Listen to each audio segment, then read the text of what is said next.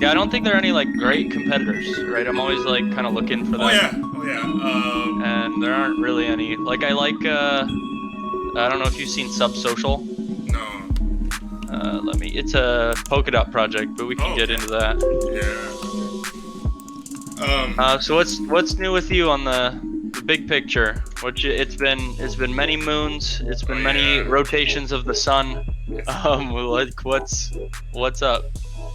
Dude, there's been like all sorts of crazy stuff, like personal stuff, but on like the Imaginarium front, like it's never been better in the sense that like I'm kind of living in that future a little bit where like my creative endeavors have accumulated enough to where I kind of doubled down and invested it a little bit, and now I'm seeing kind of like this return where basically this whole year I haven't spent any money for my weed. It's all become for my creative endeavors, and I'm expanding that just like personally, you know.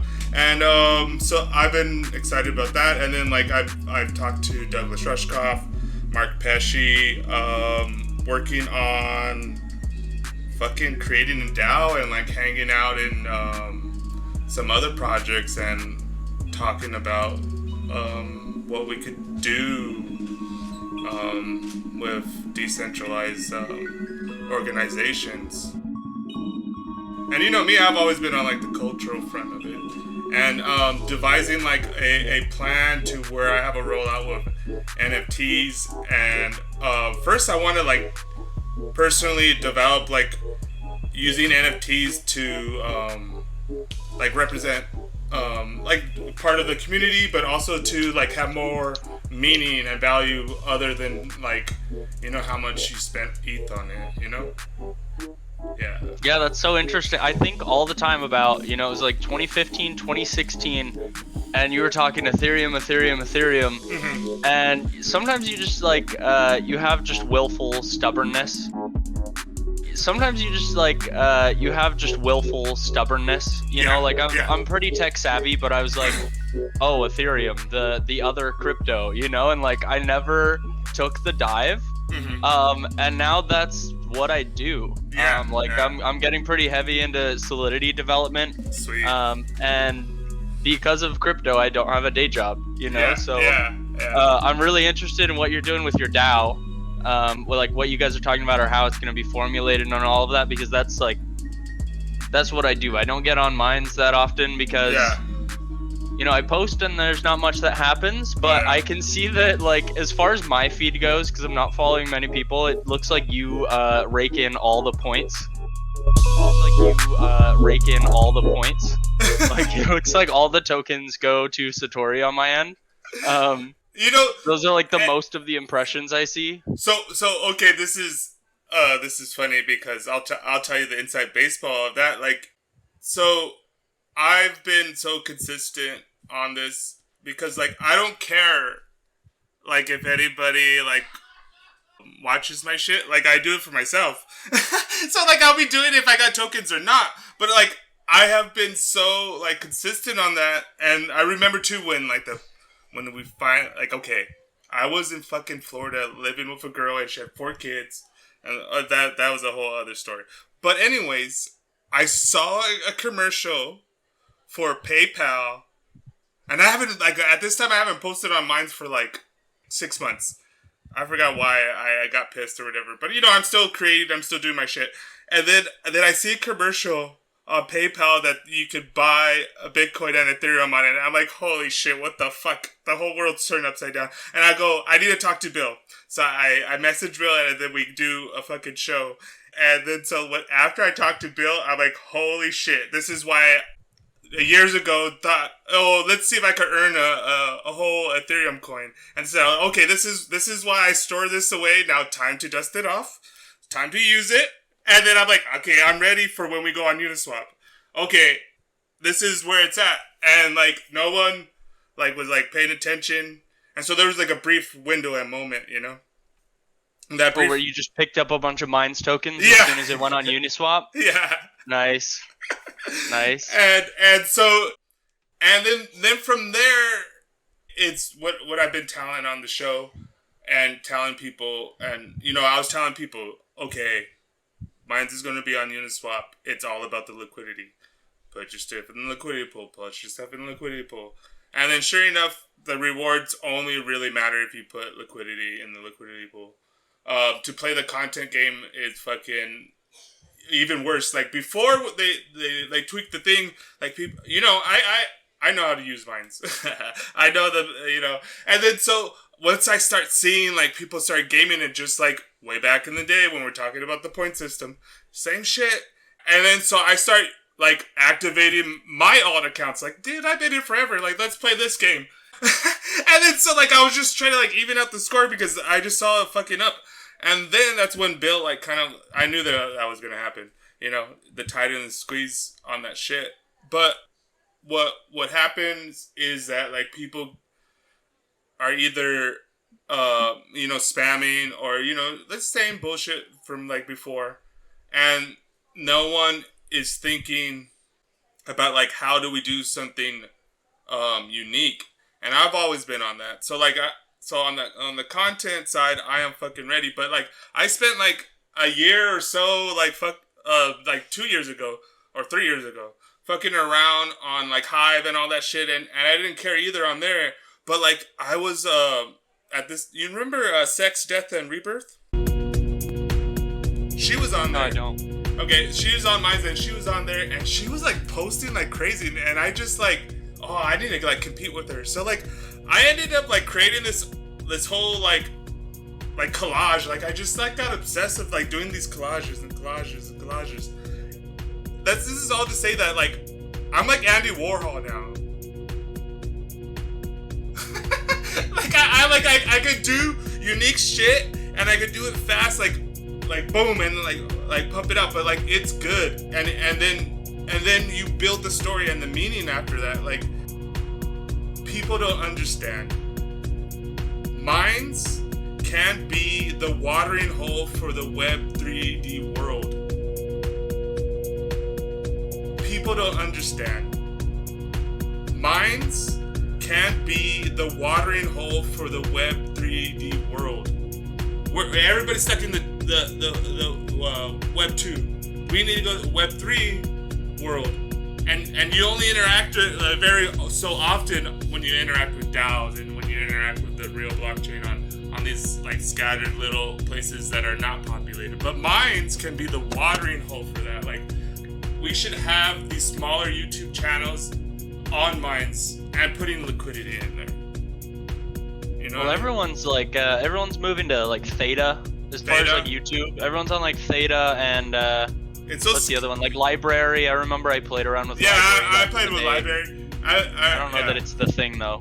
Yeah. Everybody from Minds was started posting videos on there, and then like, you know, it never really caught on. Like a lot of the poet people from like Open Mic Night, and you know, I try all sorts of different stuff. Like you know, every once in a while we stream some of the shows on like D Live or whatever. It's on the Binance one.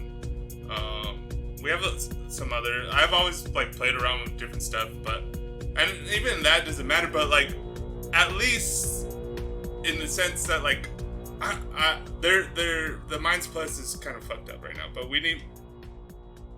That's the only thing. As you're saying this should be the watering hole for Web 3, because that's all I look for, right? Like I know about Minds, and I've been here for a long time, and I'm always just looking for the niche to be filled properly.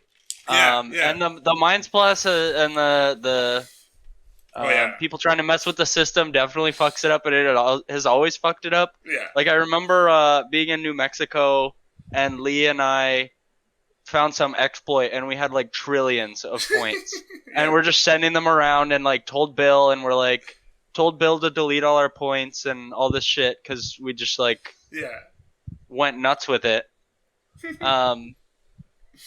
But I think right, I like that, you know, we have the off-chain tokens in the wallet here, and that's kind of nice to look at. You know, it is showing that, you know, I'm not really doing anything, but I'm getting a couple bucks in a day.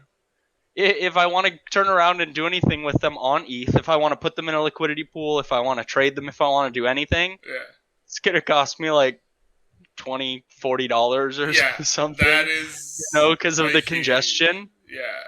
I think the next step, obviously I haven't started talking to Bill or anyone yet because I've barely just been poking my head into the room.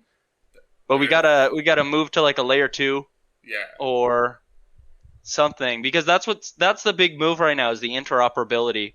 Like my big play is Polkadot. Okay. That's where I don't know if you've looked at what's happening there with Kusama. I read just a few stuff, but I haven't played around with anything. It's fractions of a penny per transaction. You can list NFTs, bid on them. You can. That's why I sent you that social network, is because I can submit posts that cost a fraction of a penny. And I can comment and like things for a fraction of a penny. So there's the economic like incentive to not fuck around. Like it's the idea of being a validator and getting slashed, right? If you're spending pennies to interact on the network to earn more pennies, and then you do something bad and you get slashed, well, that sucks. You're probably not going to try and game the system anymore. So I think moving towards some kind of thing like that would be cool, especially when it's like cross-chain and other networks and stuff. But for sure, because so when they fucking did that shit with only, and I forgot, I was gone when that happened, and I come back and like MindsGaming's all pissed, and then because so just this year, I forgot, my old friend like came back to Minds, and this is like when the token barely was like 25 cents or something, but like everybody's like, okay, this might be something, right? Might be worth something. And then because he was talking about like streaming video games, and then I was like, oh, MindsGaming does that, like I'll hook you up with them, and he's like, okay, but like he flaked, and so like I did it, and then so all of a sudden I was like, hey, I'll co-host a show with you, and then so like we've been doing that. I mean, we were frequent for like 4 months, and then and it kind of like went through, but that's all to say that during this time, MindsGaming was like, oh, fuck this about the point system, and he's fucking around with MintMe, and then he actually did that so much that he launched his token on Ethereum. So like he has that, and then he wants to launch another token within, like there's a few of us that have this, and then he wants to do it on some other chain. But that's all to say that there's already a group that's like still the Minds Underground that we're all ready to attack everywhere. But that's what I mean. Like, have you read The Starfish and the Spider? If not, read it. Starfish and the Spider, no. I'll look it up right now. Yeah. So it's about like essentially decentralized organizations versus centralized organizations. So the starfish, he cut off the leg and like you could grow a whole other starfish. Anyways, it has a cool history, and it kind of goes all the way back. Anyways, that is to say that like even though we don't use Minds, we still I still keep in contact with people, and that we do stuff, and like this is the whole point. Like I want to create this like web series. It's the Minds Underground, and it's exactly that. Just people creating and either fully immersed or are wanting more of the Web3 world. Before we talked about it, now it's like, how do we use it and maximize it for each use case? And yeah, that's exactly up my alley right now. Like that's so weird how it just kind of it was kind of obvious, but I wasn't ever too much into it. Like I listened to you talk about like Filecoin and IPFS and stuff a little bit back in the day. Yeah. But now that's stuff that I use every day. Cool. I'm looking at MintMe because I haven't seen exactly this. There's some services like this, but yeah. I mean, I actually don't really use MintMe that much. MindsGaming and all of them use it because I just don't. I mean, it's all right, but I looked into Rally, and I like that a little bit better because I think the like the network effect and the ecosystem that Ethereum has already, at least for the next 10 years. Like, it's the ecosystem which all other pools will come from. You know, when we're talking about to have an ecosystem, you need water in a pool, and I think Ethereum is going to build the biggest body of water for the open source Web3D, and then that comes down and we build bridges and rivers and oases and, you know, whatever else we want to build. Okay, yeah, I'm looking at Rally right now with because I've heard of Wax before. Okay. Yeah, I've heard of this. No one was talking about this. Yeah. They're already doing a little bit of what I'm talking about, like incentivizing people doing articles, and you know what I mean? And you get a little bit of their coin or whatever. And and I'm trying to see, like, so whenever you try and do stuff like that, people want it to all be on chain, right? So I'm trying to see, like, because Mint Me looks like you just create a coin, right? Like it's just a blank, basic like ERC20 contract with no functionality, most likely. Yeah. And then, you know, how do you distribute the tokens? You know, creating a smart contract, setting that up to like a React interface on a website and that kind of thing. Like, I would be interested in like being a part of trying to put something like that together, like Minds Underground or whatever the hell it is, or however we go about doing that. Just got to get off of Ethereum, because those transaction fees are going to be ridiculous for like a couple of years probably. Like, it's not going to get that much better that much soon. It's there's like bridges onto Binance Smart Chain. But it's all about the second layers right now. The Minds, I don't know why they're not using the what's it? I don't know. And that's one thing. I think I brought it up with Jack, or did I? I don't know. I talked to Jack recently, and everything's all messed up because like I had to go on a bunch of different trips, and like my uncle died, and all this kind of personal stuff happening. But anyways, it's like I don't know why they. I guess, you know, bills sometimes. They should have focused in on just making the mind, what they're calling Minds Pay, like way better. Like that should be like already smooth and seamless, where you could, you know, like it's still cumbersome to use Minds. You know what I mean? But I'm talking just about like the whole interface of their dashboard and using the tokens, getting them off chain and on chain, and sending them and stuff like that. Yeah, and it's not like it's an easy feat, you know. Like I'm not trying to go on a call with Bill and everyone and be like, why are you guys just a little tender and care to it, right? Just fucking do it. Yeah, no, like this is a difficult thing to do, right? Like some of these projects that are successfully deploying this shit get funded for millions of dollars before they even go for it. But Minds recently got $10 million, so I see it because now they have like a proper support page, and it's still a little cumbersome, but I think they're trying to get staffed up, so it's still Minds, though. It's still Minds. It's still fucking... I need to actually do a deep dive into what the code base looks like, or what we're actually doing, or what contracts we have deployed on ETH, because everything's trying to be EVM compatible, right? So you can just go deploy the contracts somewhere else, and then still work it on something that's like very, very low congestion, and use somebody else's pre-made bridge, because everything's a building block. It's Legos. Everything's DeFi Legos. I just sent you a link. This is Moonbeam. It just deployed on the Kusama ecosystem. Cool. So it's EVM on Polkadot. It's the first one that's live. So like, I don't know if you know SushiSwap. SushiSwap is like just a fork of Uniswap, except without the VCs and shit. They're deploying the whole thing on Moonbeam.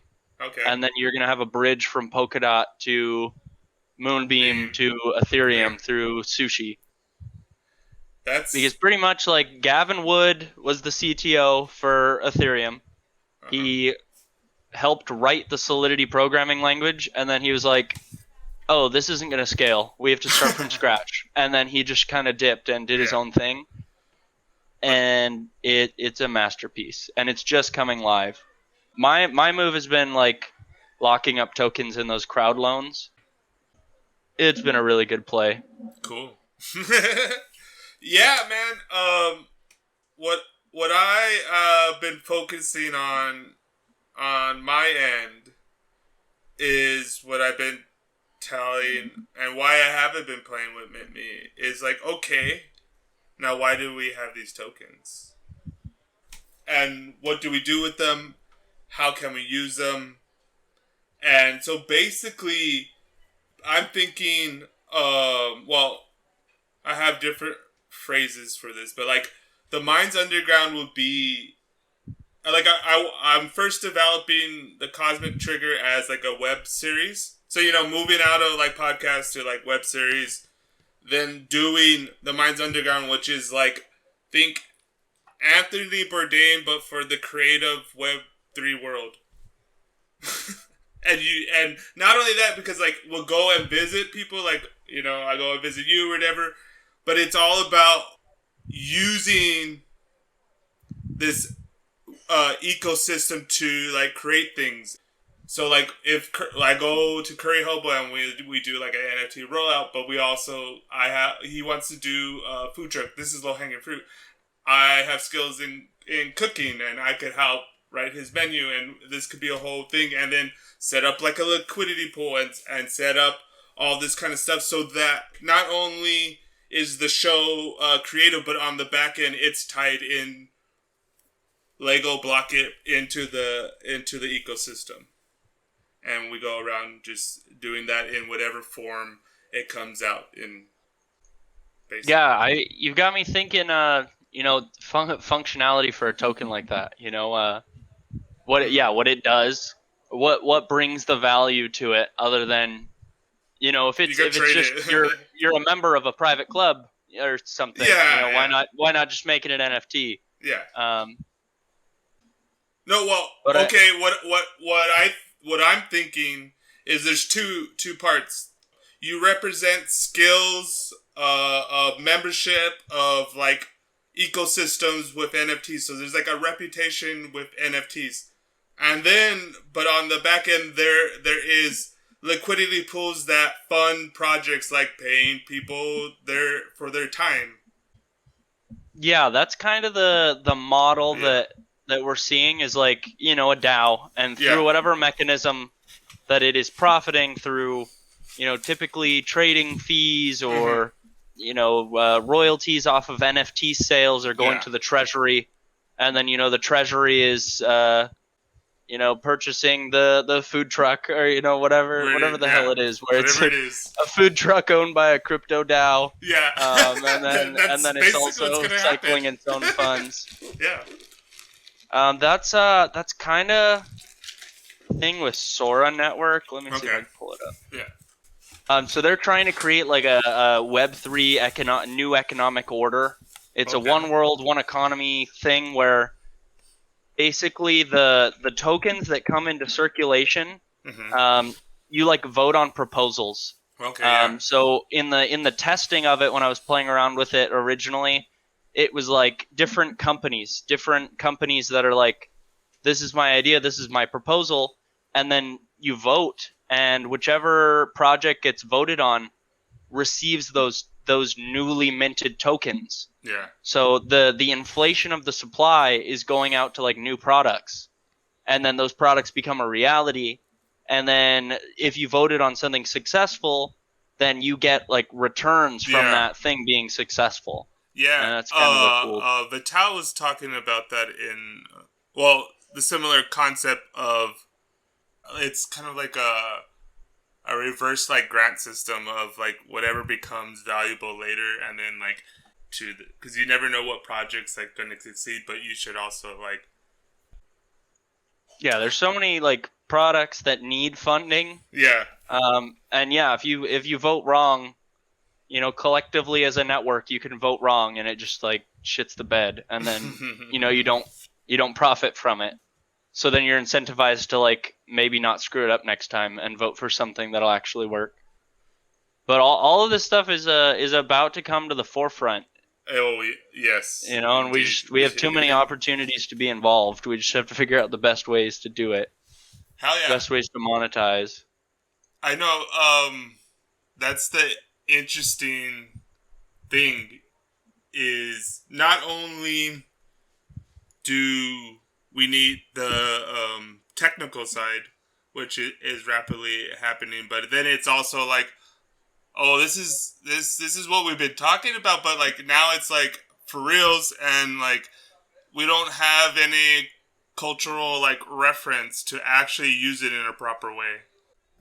Well, yeah, it's all kind of being swooped up by finance. Yeah, there's kind of a lot like culturally going on with NFTs or something. Yeah. You know, there's community building behind them, and they're cool little clubs. And did you see what happened with Loot? That's kind of like new shit that went down. But what happened? Basically, it was an NFT drop. Okay. That was just a text file. Oh yeah. And so it's a bunch of text files that all have like just like a fantasy, gear, like game gear, fantasy gear. Yeah. And it's a building block, because now, you know, you bought a bunch of text files, then you can take those text files other places, and other communities, other apps will use those text files to do something cool, whether it be like a roguelike game or something where you go fight some stuff with your little person that has that gear. Mm-hmm. But then someone also created a currency airdrop that went out to all the loot holders that was worth like 80 grand for a second. That's crazy, but like there's cool little community things, but it's all still like money focused for sure. Yeah. And you need that, but like I think it's better to reverse that. Like the money's more on the background end, and in a sense rewarding and also incentivizing people for going for what they actually want to do. Whatever that is that you want to do. If it's like you want to create a short movie, or you want to like create a video game, or you want to have a food truck, or you want to create a cultural center, or you want to do a commons for like literacy in your local community because you don't have a good library or whatever, or you want to like teach coding to kids, or you know like and make sure they know about like I want to develop open source educational tools for kids. Like, you know, Curry is I think he already did. I don't know. I haven't talked to him in a while, but he wanted to do a kid's book teaching them about like open source. I think it kind of has to happen with finance first. You know, maybe it doesn't have to, but everything is so expensive, right? The tech is so clunky right now. Oh yeah. That like it has to have financial incentive for anyone to really be using it on a large scale. Yeah. And then I think, like what I was saying, once we get into those, like, you're not even spending a penny to do the thing, so why not? I think then we're going to be able to do all kinds of stuff. Like, and then we'll be ready. Vitalik originally wanted to, you know, one of his reasons he founded Ethereum was because his WoW account got banned. And he's, like, mad that, like, you know, those items, those things, my time was, you know, worth something to me. Yeah. And you were able to just take it from me. And so a lot of it is like ownership. Isn't that what I told you? Oh, time's a luxury. It's the only asset that we can't get back.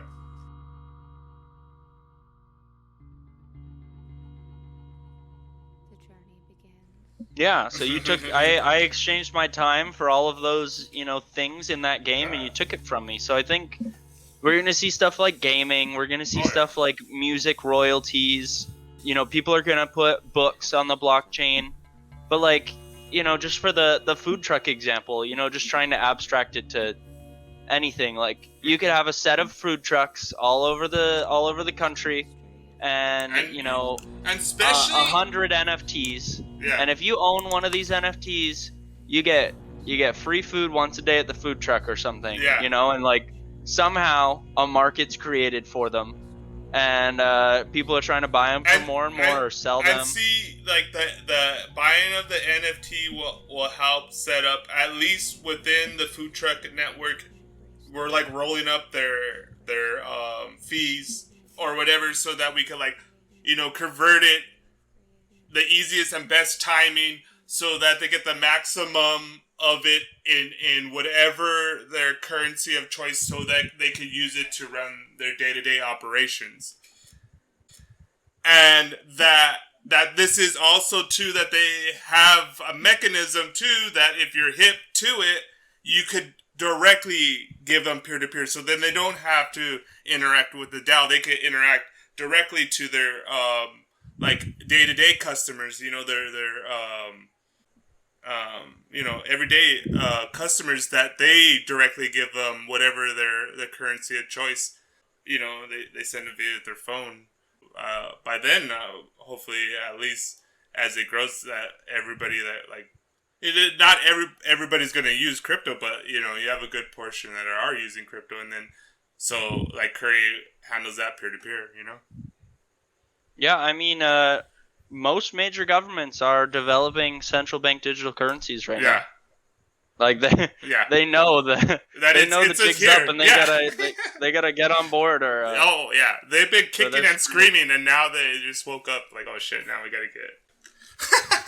Yeah, it's gonna roll out pretty quick here. I don't know. It's gonna be strange for a lot of people, and I think that some sort of a large event has to happen. Some sort of a big black swan event where it's like, oh no, help us, and then we're gonna get some sort of a UBI through some sort of because of the stimulus checks. I was following that really closely because we were talking about doing some sort of a digital payment, and then instead it became cards.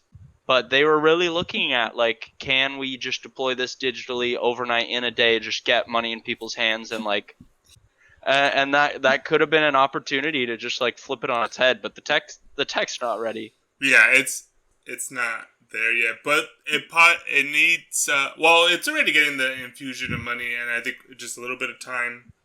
But I think almost culturally, we're kind of getting there. We're having spasms every now and then. I mean, China's got it down pretty well. They're already walking up to places and scanning QR codes with their phones, and then paying in a central bank digital currency without even knowing they're interacting with a blockchain. And as we abstract from that, when you're going around and you're not knowing that you're using a blockchain, that's when it's going to take off. Oh, yeah. Facebook is trying to develop their metaverse. I know, fuck them. Which is... it's going to be real scary, but, they're not going to be the only metaverse. There's going to be a huge development for that, where you can already go play, Decentraland. I only feel bad for people that don't understand what's going on. Yeah, because by the time they do, it's going to be so abstracted that they don't. They're going to be locked. Really they're going to be locked into fucking a gated community for their whole entire life. Well, yeah, that's already just happening with the internet. I know, right? You're stuck on Facebook with your Google, maybe your Twitter and your YouTube, where it's all heavily thought policed. Facebook was really trying to just deploy their own global currency there for a second. Yeah. It got shut down. They try to sneak it in with no one looking. They really everybody's were whoa, wait, hold the brakes. What's going on? They're like, oh, it's just a game token, for our platform. Fucking assholes. But soon it's gonna be, play on the metaverse with your, crypto tokens and look at our ads and buy our NFTs, but you're not gonna know they're NFTs. You're not gonna know you're using cryptocurrency. I mean, everybody younger than us is already digitally doing everything, their skins and their games. Once the back end layer gets smoother of the open Web3, then we just need to onboard everybody, and then they'll realize by experiencing it that other place is the devil. Well, and I think you're right, when the Fortnite kids, the Fortnite kids, there you go. That's spend $15,000 on skins, and then they're playing the next game, and Fortnite starts to drift out of existence, they're gonna be like, "Oh my god, I wasted my life! I wasted my life. What have I become?" Well, they're gonna be like, "Why can't I sell these now?" Yeah. Or why can't I keep it and take it to the next game? Because that's what's happening with, loot is the best example of that. Yeah. Where that's the beginning. I have my loot, it can be used in this game, it can be used in that game. And in that sense, I can take it and sell it. It's like they're teaching people like what's the utilitarian value of being able to do it interoperable. Yeah, I think a lot of crazy stuff is on the horizon, but I'm trying to keep up, and like I've been lucky enough that this is just pretty much blockchain research has been my day job, so it's cool. Also very profitable. And then I had a whole ass child. Yeah, so, how old is your kid now? He just turned 2. Oh, okay, cool. Me and my lady also just broke up, so single dad stuff is really really weird, but I'm trying to get on top of it. Yeah. Life is a bit crazy, but I'm trying to get, back into mines, but it is like I'm kind of yelling into an empty hallway sometimes. Oh yeah. There's not really shit going on. Like I have more stuff going on Twitter, but I'm mostly just lurking to get information. That's why I've always kept the candle burning in Imaginarium, because more so than whatever it does on Minds, it's the concept that matters, So yeah, and it's something that was preached in early Minds, and kind of in this new. I don't know if you've seen like the Project Blue Sky for Twitter. They're trying to make a decentralized social media platform, but this same idea of taking your skins or your loot or whatever and taking it somewhere else. Cross-chain identities or cross-platform identities are the next thing on the horizon. Yep. When you're gonna have your account on Minds, and maybe Minds isn't the hallway to shout into. What I've been telling people too is and more so too as a developer, but thinking about it culturally too, your wallet is gonna be the new resume. Like that's how you're gonna show what you could do. Well, yeah, because so their DIDs is decentralized identity. Yeah.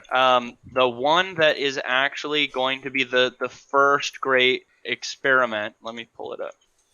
Is Kilt. I don't know if you've seen Kilt. It's a beautiful platform. The idea is that your identity is not just your identity. Your identity is a bunch of pieces of distributed information where different authorities have vouched certain things about you. Yeah. And that idea has changed the whole way I think about identities, because you have your birth certificate, and that's how you prove your name and stuff.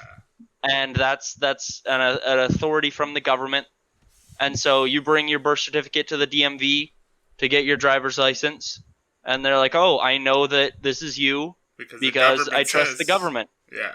And it's this big web, this chain of all of these different pieces that all reference each other based on different trusted things, and all of these different entities are attesting to different data, and that's how you prove you're you.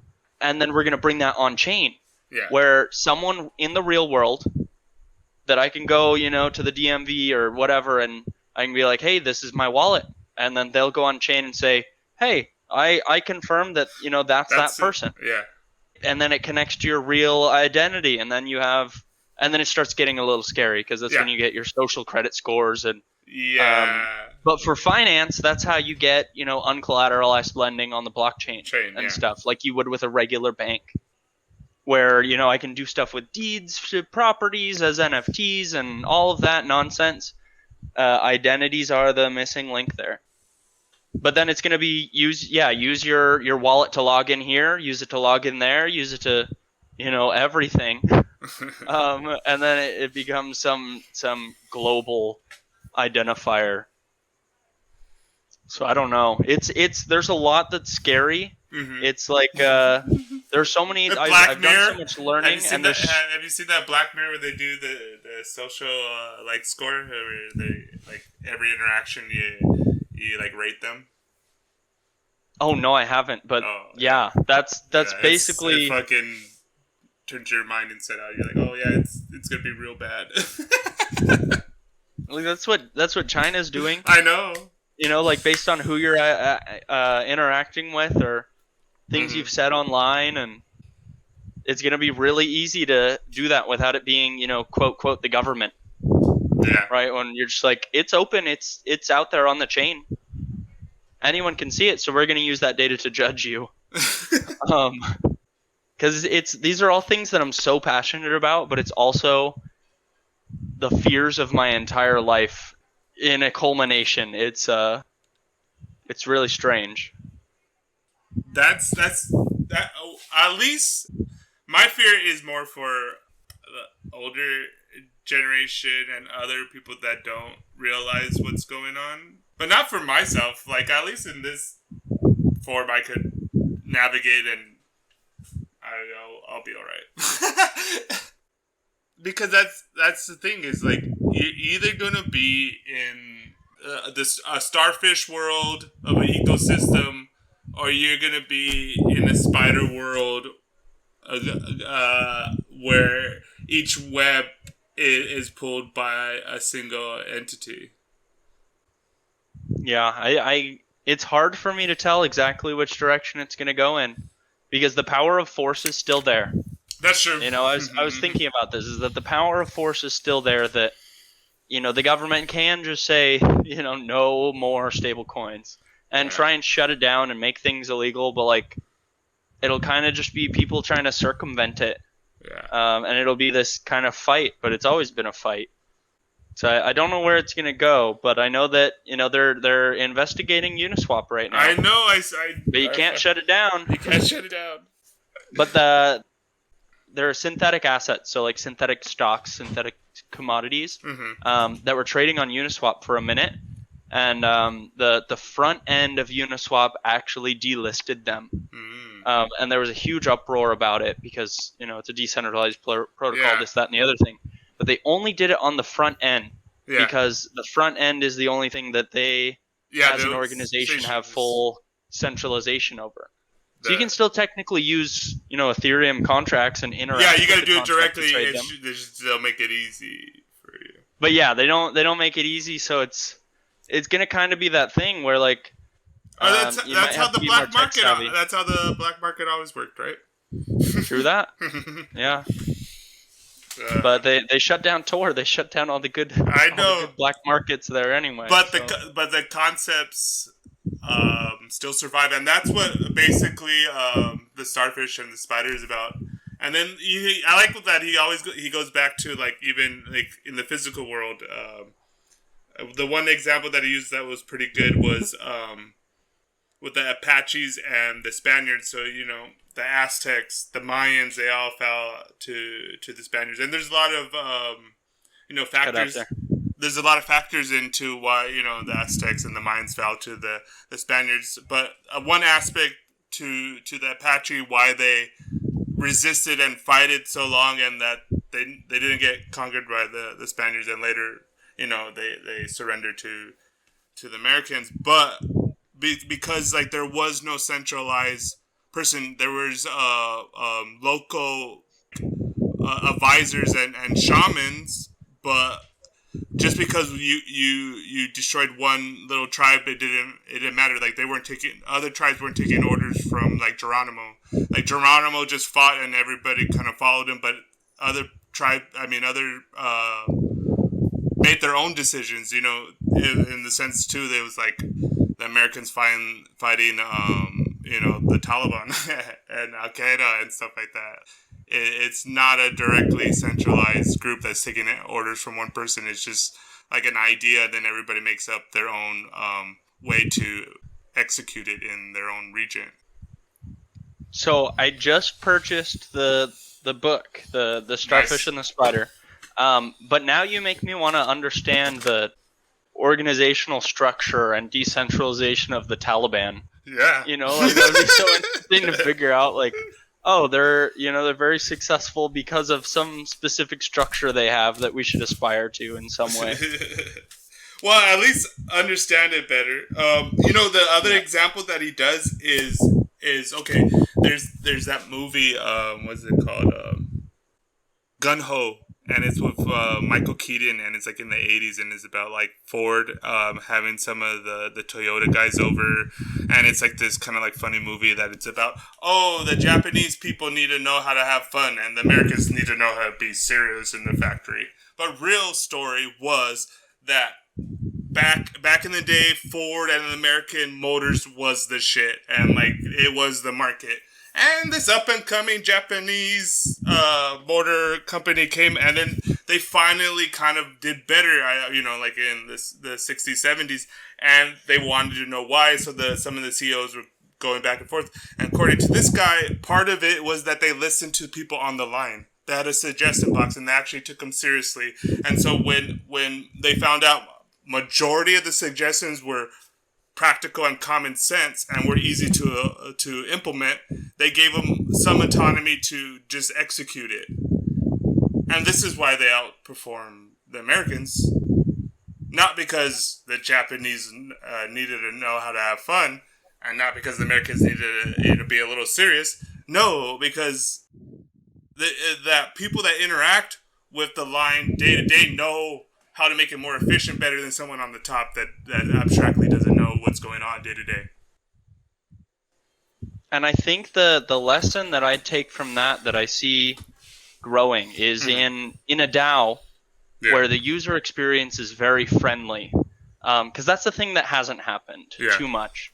Is it's kind of been difficult and very technical to go vote or access or submit a proposal or do anything to interact or participate, or unless you're an influencer and you're like, you should do this, and maybe it happens.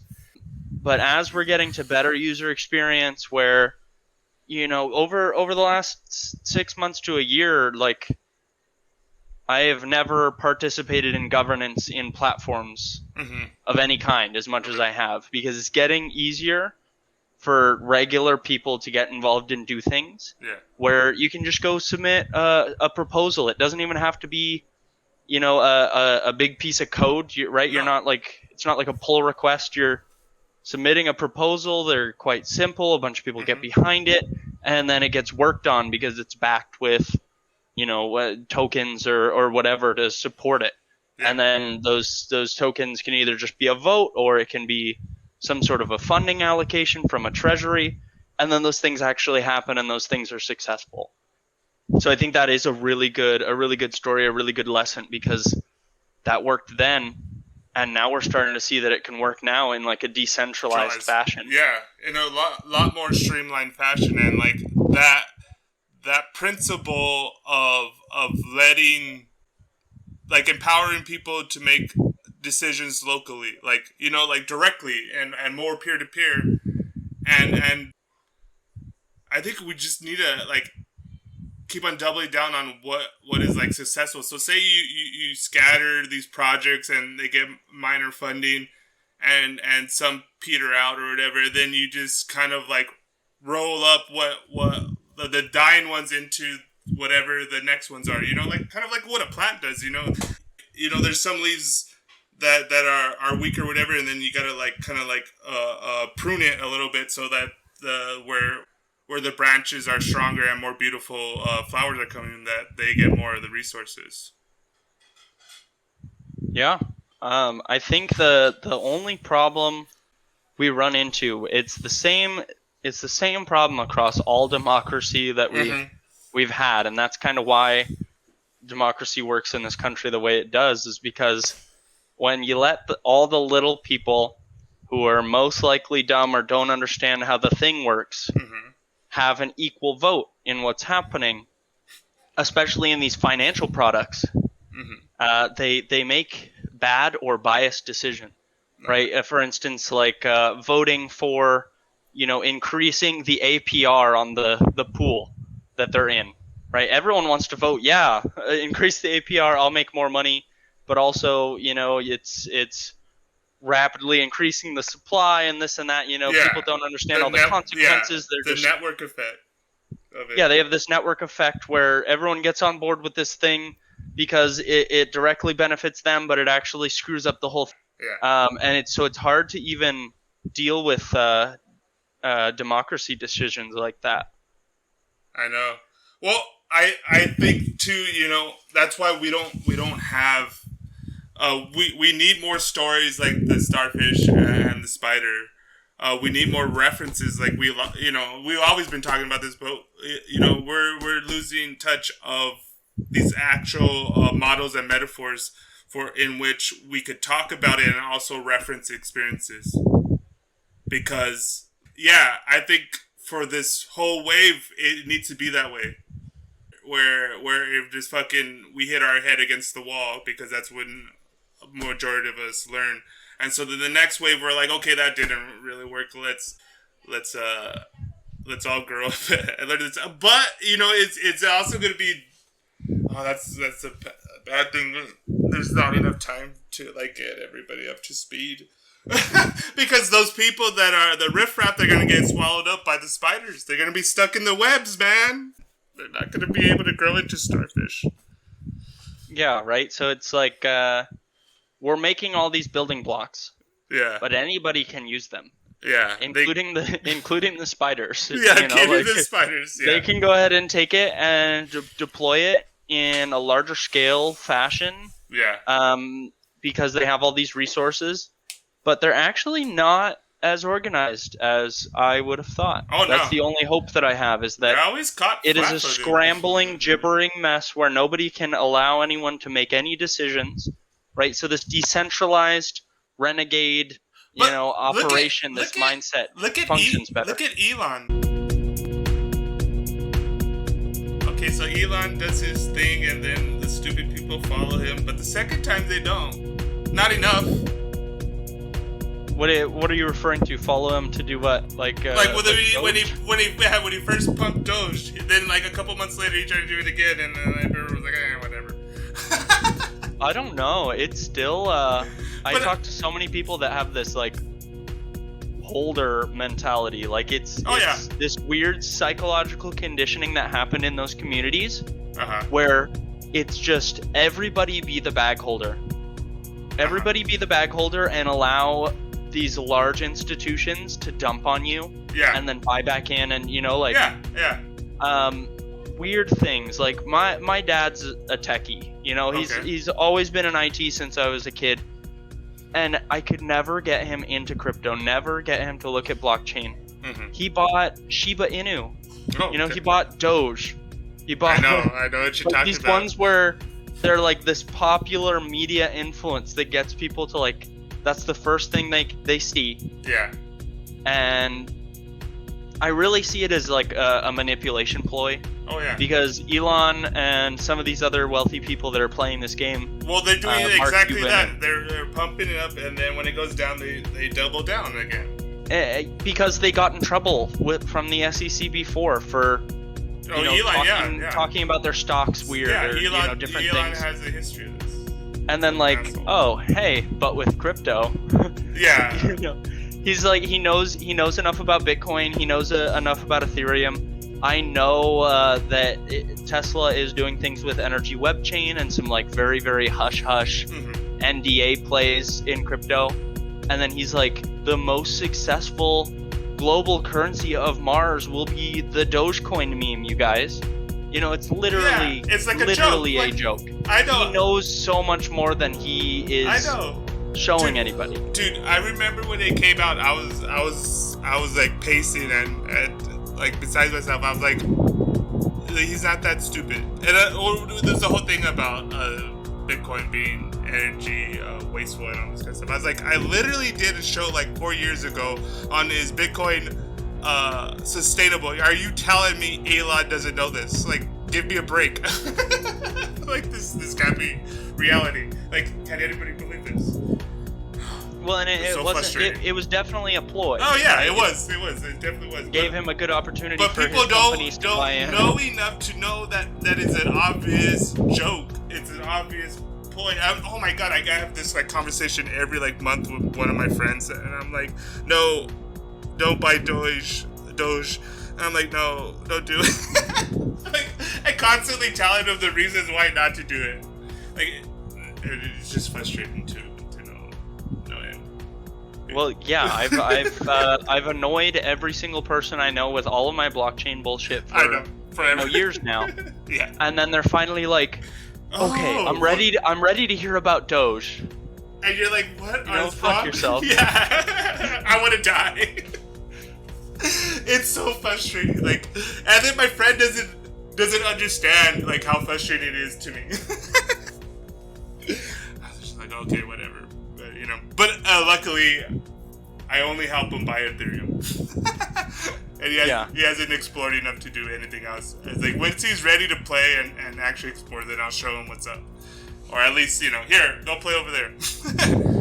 Let's stop. Yeah, at this point, I've at least been able to, meet with clients and just do blockchain education from like scratch. My thing that I try to do is like bring on clients that I can like talk to your grandma about, everything from not even being able to get on the smartphone kind of stuff. Because that's what needs to be done, and it's kind of that like. Have you You should listen to at least the big. I think it's on DiviDAO. I made a clip of it, but Mark Pesce has a show called Cryptonomics. It's kind of I think 3 years ago he did, but his first one, Blockchain Beginnings, and not the stuff where he like talks about opinion, but he has like this one where he works out, and he basically goes through like the history of a ledger, and then all the way to where cooking the books meant like we used to write them on clay and we'll bake them in the sun, so like you could see if someone obviously manipulated it, then double book keeping to where we are now. And I think just that simple story is like so important to like begin with. Yeah, it's it. What was the name? I've got Cryptonomics pulled up, but what was it pulled up some weird shit. Blockchain Beginnings. And so just like that simple things. I have it pegged to the Divi community thing. Oh, that's like Mark Mark, Cash. I see it here. I'll at least bookmark it and I can take a look at that. Yeah, and any resources are good resources. Yeah, for sure. And like this is the thing. Oh my god. Well, I think I had a dream about this actually 2 nights ago. But it's what you're saying, like being able to communicate it to your like grandma or to anybody in reasonable pockets for them to understand, like that's where we got to get at. It's Einstein's whole quote of like if you can't explain something simply, then you don't understand it well enough. Yeah. And Timothy Leary once told Douglas Rushkoff when he was first writing Siberia, he said, if you need to explain a word, then that word is meaningless. Because he was like, all this new stuff, and he was like, oh, and then you'll use the word, and then you have to explain the word, and then go back to like saying what he's saying.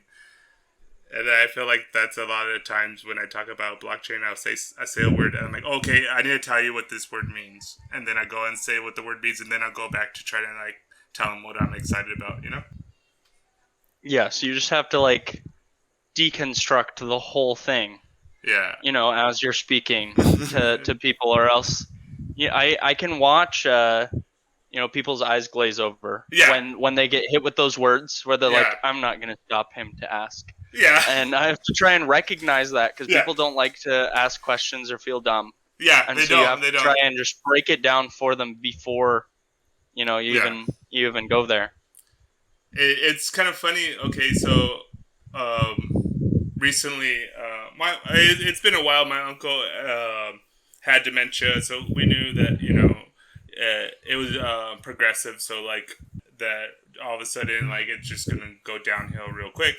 And so that happened around my birthday, and so like we go up there and we do a road trip and we visit him. And my aunt, my uncle's wife, she's like a conservative Christian, and our whole life, like not that like there's any like bad blood between us, but like we're never really necessarily close. Conservative Christian, and then how I am, and just broadly brushing, and so spending there, and I was there working on the computer, and she one time sits down at the kitchen table, and she's like, "Okay, so what are you doing?" And but in this open way, like I have some time, like I want to try to understand what's all this stuff, and then I'm go, okay, and then I started off with the whole like blockchain beginnings. I was like, I guess before I start, I think I want to start here, and then I start with that, and then I go into the kind of example of mines where I said I've been doing this stuff for like a long time, like doing podcasts, and I even hate using the word podcast, but it's the only thing I do without trying to really explain what I do. But I just use it, and I'm like, okay, I'm doing a podcast, and then blah blah blah, and it's like, and we always talked on the podcast like, oh, first it was a point system, and we needed to have it a token, and then it became a token, and we're like, hey, we wish that this was worth something, and then overnight it was like 25 cents, and then everybody's like, oh, this is kind of cool, and then it was like 50 cents, and then we're like, oh, this is even cool, and then it went up to $1, and I'm like, hey, that's kind of cool, and then it went up to $2, and said, hey, this is, why is it going this high? It went up to $3, and then it went back down, and then I said, well, the reason why, and then I said, liquidity pools, okay, there's this thing called Uniswap, and then I kind of like explained liquidity pools, and then I go, okay, so I said, even on the show, I knew that you need to put stuff in the liquidity pool, but also too, I knew overnight there was millions of dollars in this liquidity pool, and I said, I know everybody on Minds, I know most of the players like culturally, and I know some of the devs, and I said, no one has that much money to put overnight that much in there, so I'm a little suspicious of what is these people's intention, and that overnight they could just take it out as easily, and warned everybody that this would happen, and a couple months later it exactly happened, and then our token went down below $1, and everybody was complaining, blood on the streets, blah blah blah, everybody's upset. And then now, people put money back in and it goes up, but there's no one around anymore. I said, and so like I tell them not only like the thing, then I go into like the example in detail, and then later she was like, and then I talk about like using this, and then it's not only what I have earned, but it's the exponential growth that's there. And I said when I first got the Ethereum coin. I think at that time it was $500 for one ETH, and then now you can see where it's at, and I think it could even go higher. And there's other things that I'm playing with, and other things I want to do, but that's just the small example within 6 months. Yeah, no, I think that $500 period was probably back like that last cycle when you were talking about it, and it was starting to hype up. And I didn't know all of what it was then. I didn't even ever look into what it was, because there was Bitcoin, and then there was Ethereum, their digital currencies. Nobody told me about Solidity and the EVM, and it being a general purpose smart contract, not just for currency transactions. And as soon as I realized that, it all clicked. Okay, all of it just clicked. And then later on to in the Cryptonomics podcast, he has one about smart contracts, and that's another good little segment. And then smart contracts. I got in on Chainlink really early. I actually go to some local meetups. I got in under $3. Hell yeah! Those were some of the moves that like got me like fully. Because I know that... and see, that's the next phase of the story. It's like, okay, UBI or being this, like, securing your bag, in a sense, now frees you up. Okay, now I could do what I want, but what do I really want to do? What would be something that I do already?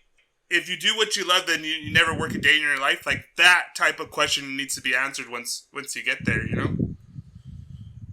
And I think for me, I've always chased, these inherent privacies that I think we believe, like these sovereignties. So like financial sovereignty is important. I've always looked for decentralized social media. I don't even know why. All of these concepts have always been really, really important to me. Yeah, and now we're seeing why those are the real real freedom and real powerful ideas. Those are like the light in this darkness. Yeah, I always talk about, I was very interested in learning about Bitcoin when it was $7. Oh shit, yeah. But I was like 14, 15. And I didn't care about money. Yeah. I didn't have a debit card, but I thought it was really cool. And my story is that I earned my Ethereum coin. I didn't buy it. Like I played on Hive so I could earn their little stupid coin, and then I flip it to Ethereum every good time that it was favorable to exchange those rates. So I never bought any of my crypto. That's actually really cool. It's a point of pride for me. I started getting in, like basically I just busted my ass and got a job, and then started getting into investing, and then started buying. Oh, but there was the especially when I went to Florida, there was times where I did try to sell it, and then it was just too cumbersome, and I was just like, fuck it, I'll just keep it. There was times where it was real bad, and I was like, "Oh God, I'm glad it didn't like work out. Like the fates of gods like put obstacles in my way, and I just said, well, fuck it, I'll do something else." Made it too hard to dump your bags. Yeah. Oh man, so you look back at that too, and because I mean, as much as I'm like, oh yeah, this and that, and I have like this whole energy of like conviction and whatever. I don't know. There's dark nights of the soul where I'm like, what the fuck? I wasted my whole life. For sure. Well, until it gets to that point where the culmination of all your and I was gonna say that when you were talking about I think you said your aunt came to the table to figure out what you're doing. Yeah. It's like probably the same aunt that was like, this bum, what is he doing? Yeah, Sitting around all day smoking weed, doing blah blah blah blah blah. Exactly. And then all of a sudden it's a culmination of all the things you were actually doing, right? Like my parents used to be like, "What are you doing on the computer all the time? Why are you playing games? Why are you're not making money on an MMO?" I used to play these games and get this gear and sell these things and do these things in like a virtual economy, but no one could ever see the fruits of that labor. They would never call it labor. Yeah. And now it all culminates and is becoming something where they're like, oh, maybe he's not just the basement dweller rat on his damn computer all the time. Like, he actually knows some shit. And with that being said, we, and especially you digging so far into the development, we are far ahead of that curve. And I think to a certain extent, I remember a long time ago I talked to Are You Serious? And this is why I talked to Douglas Rushcliffe and Are You Serious? Because like Siberia is exactly like that. Like Doug wrote that book because exactly that. Everybody thought, what are you doing on the computer? This is for like kids. Like you're an adult. Like get a job. And they're like, no, this is where it's at. Dude, even to that extent, you know who Jared Lanier is, right? Nope. Okay, Jared Lanier is considered the godfather of VR. Anyways, I just found out recently, because I go to New Mexico almost every year. But anyways, the aunt that I stay with, or my cousin that I stay with, Jared Lanier used to go to their house and play Risk with my other cousin, Billy. Oh, wow. I was like, because I forgot, I was talking about like Douglas Rushkoff and like, she's a book editor. So we, like every time I go, we have pretty good conversations about like what I'm actually doing, over years, right? And so like this time, I was like, oh, you remember that guy I'm always talking about? Like I finally got to like sit down and talk to one of my intellectual heroes, Douglas Rushkoff, and then I got so excited that I made another interview with Mark Pesce, who wrote a VR language when he was 20 on acid. So, to say that he's a genius is an understatement. And, I'm just like really proud of those two achievements. And then later after, she's like, you know what? Do you know who Jared Lanier is? And I start laughing. I was like, yeah, I know who Jared Lanier is. And he's like, Billy and him were in the same grade, and Jared Lanier used to come to our house and play Risk. I remember when they were, she's older. Yeah, she's older than Billy.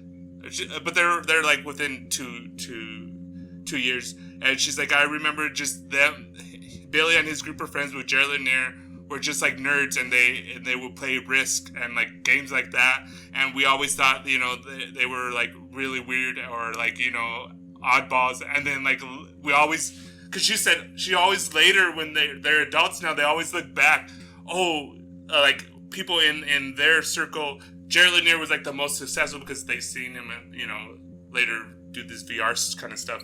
And then so they always go back to like, oh, remember when Jared Lanier used to play Risk?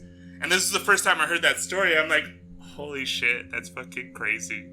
Like, the world's weird like that sometimes. That's like a cosmic giggle for sure. Yeah, it's there's lots of weird connections, and they're sometimes too hard to discount. Yeah, for sure. And with that, this is why I like Robert Anton Wilson, because that's why he kind of like cosmic giggles more than like synchronicity, because like synchronicity has this more like new age heavy like pull to it, and cosmic giggles like, yeah, that could be like destiny, but yeah, it could just be random. Yeah. No, I like that phrase. I've never heard that before, because that's exactly how I feel. You know, like the girl I've been with for, the last several years is very like esoteric. Is very into that stuff, and very like believes in and I like the cosmic giggle, because that's kind of how I address things.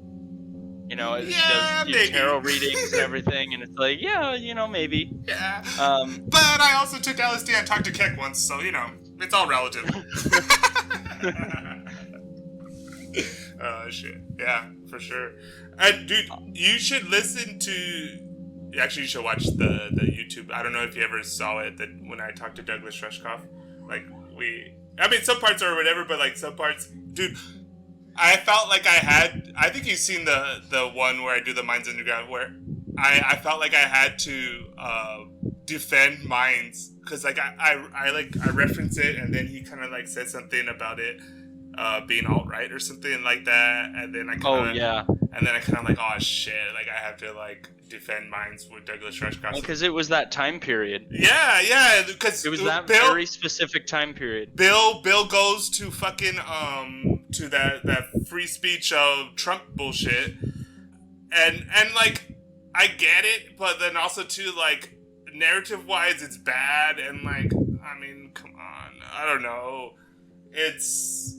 And then even to that, I talked to Bill later, and I tell that to Bill, and then Bill says, Doug being a milieu theorist should be, like, kind of better than that. And he didn't say it directly like that, but in the sense, too, I was like, oh, Doug, too, you're getting a little old.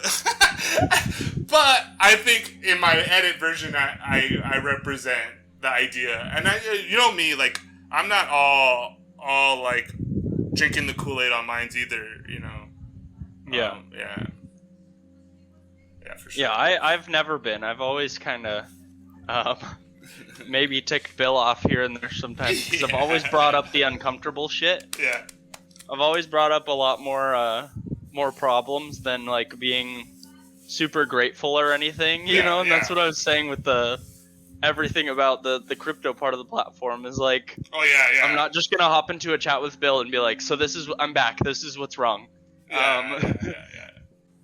Dude, I think that the more I think about it, I think that you were talking about how you were trying to keep up on doing talks, but you kind of lost the motivation because they become repetitive.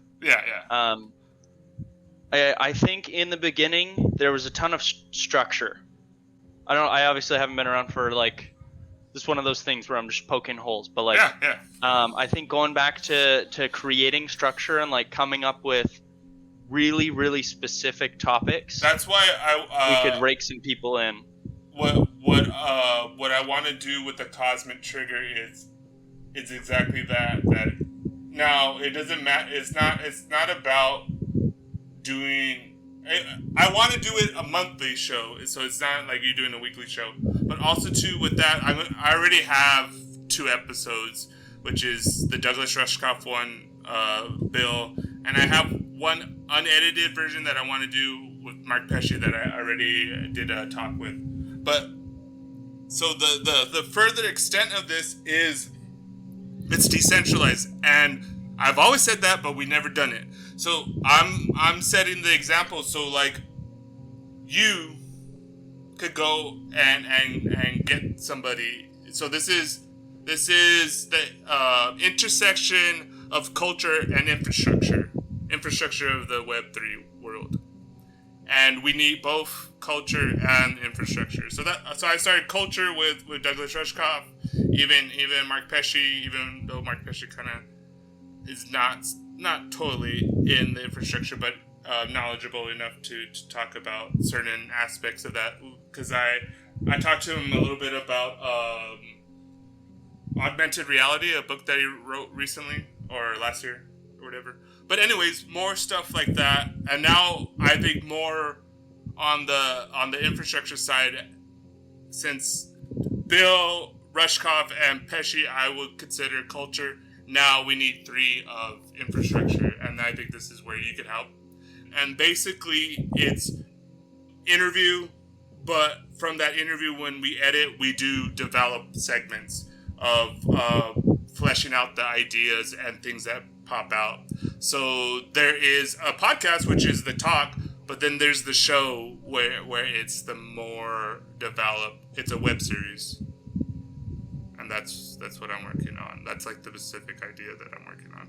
And even to the extent when Minds is ready to do the token grant system, which Bill says by the end of the year they should do, and they want to develop a DAO themselves, is that I pitched that idea as for a token grant to do the web series, and that we pay people for their time and blah blah blah.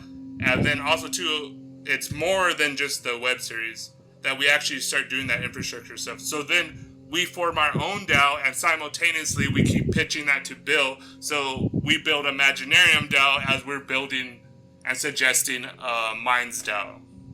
And we basically are the model, and we write the token grant system for Minds. And we use that as our test.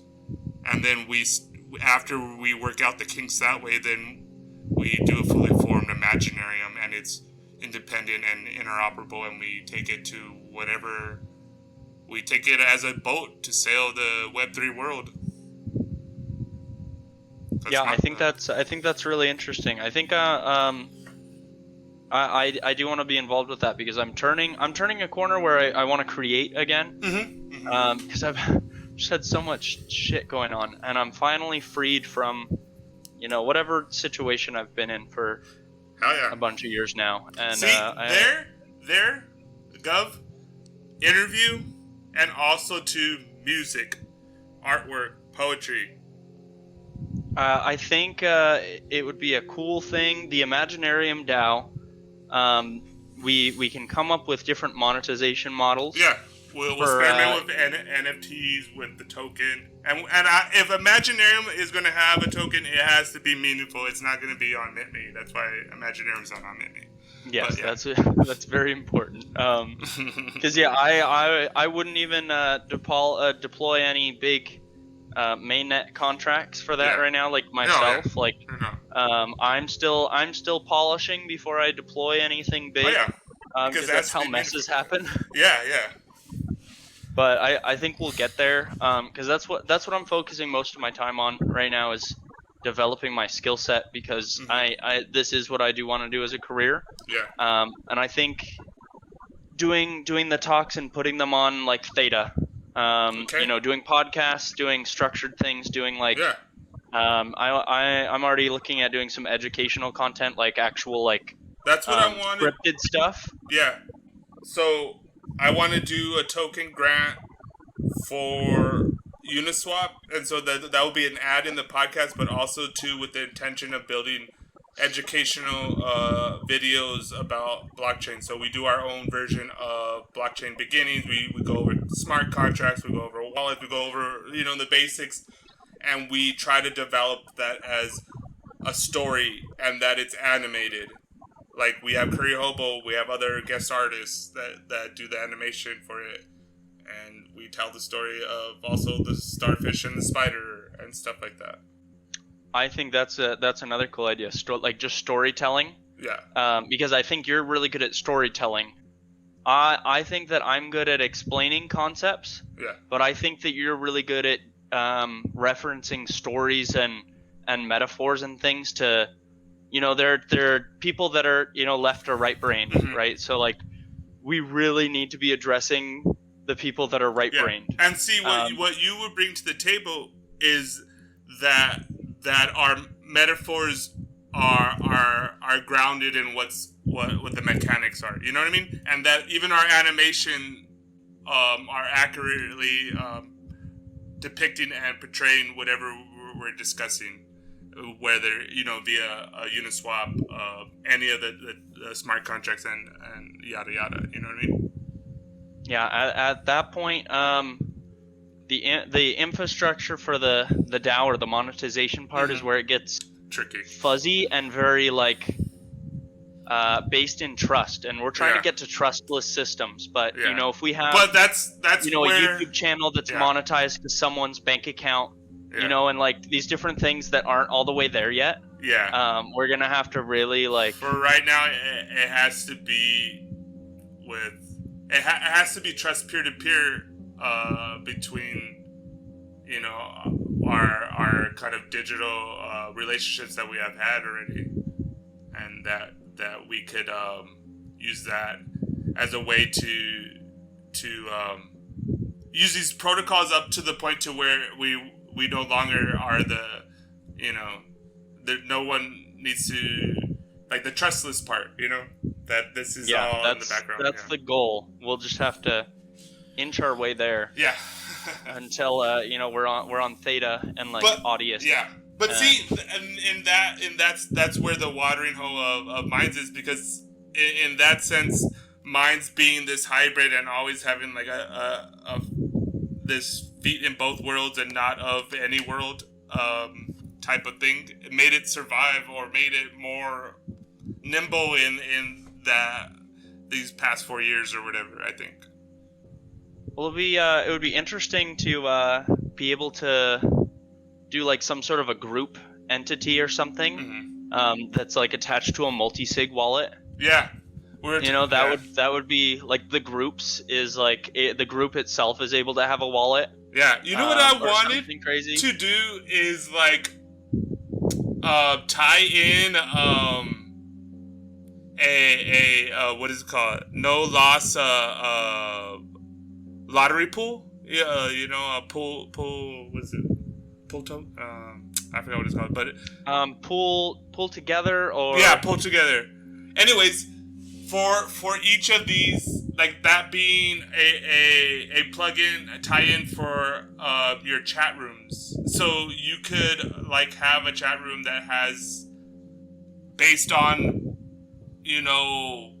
whatever you want criteria in that chat room / community, and then you get these tickets for the pool, and it's like NFTs or it's tokens. Like, if we all have a liquidity pool, then you store the rewards in there, and we have different ways we play with that. That's interesting, because I am currently in the process of I just started rolling out an NFT series that is a lottery. Oh, so shit. Basically, by the time it's like a staged release, and they'll keep coming out over a period of time. There are only going to be 10, cool. And once all 10 are purchased, one randomly selected of the 10 gets 50% of the revenue. Oh, nice. So that person is actually like is a lottery, and they'll make some money from it. But other than that, they're just cool collectibles. Yeah. So, the way that Pool Together works is because you have to create the interest somewhere. Yeah. So it's like Minds token isn't really generating too much interest for the no loss lottery. Yeah. But you can create cool mechanisms that are. Yeah. There's so much yield out there if you know how to get through the obstacles to get to it. Mm-hmm. There are pools that are doing hundreds percent APR all the time if you can just shop for them properly.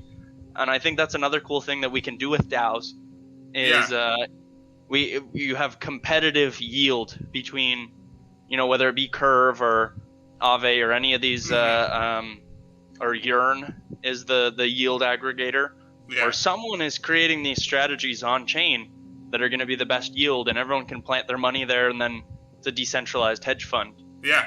And definitely. once we create it down, start monetizing it, putting some revenue in there, coming up with and proposals that's how you that make actually it. make sense. Yeah, that's how you make it sustainable. You know, you do that on the financial back end, but it's all to fund this ecosystem of the creativity that like puts resources back into the entity. I'm